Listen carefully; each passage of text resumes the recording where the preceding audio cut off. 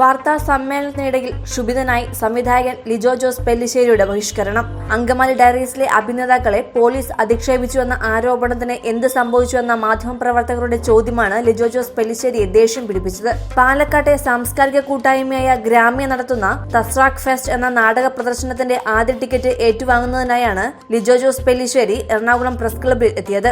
അങ്കമാലി ഡയറീസിന്റെ പ്രചരണാർത്ഥം ഇന്നോവ കാറിന്റെ ഗ്ലാസ് ഉൾപ്പെടെ മറച്ചുകൊണ്ട് സ്റ്റിക്കർ ഒട്ടിച്ചത് നിയമവിരുദ്ധമല്ലേ എന്നും ഇതിന് പെരുമ്പാവൂർ പോലീസ് കാറിന് പിഴ ചുമത്തിയിരുന്നില്ലേ എന്നും ചോദിച്ചതാണ് പ്രകോപനമായത്. ഇത് മാധ്യമപ്രവർത്തകർ ചോദിച്ചപ്പോൾ വ്യക്തമായ ഉത്തരം പറയാതെ ലിജോ ക്ഷുഭിതനായി. അസംബന്ധമായ ചോദ്യങ്ങളാണ് ചോദിക്കുന്നതെന്ന് പറഞ്ഞാണ് ലിജോ ജോസ് ഇറങ്ങിപ്പോയത്. Entertainment desk, Marunadan Malayali. കൂടുതൽ വാർത്തകൾക്കും വിശേഷങ്ങൾക്കുമായി ഞങ്ങളുടെ ചാനൽ സബ്സ്ക്രൈബ് ചെയ്യുക.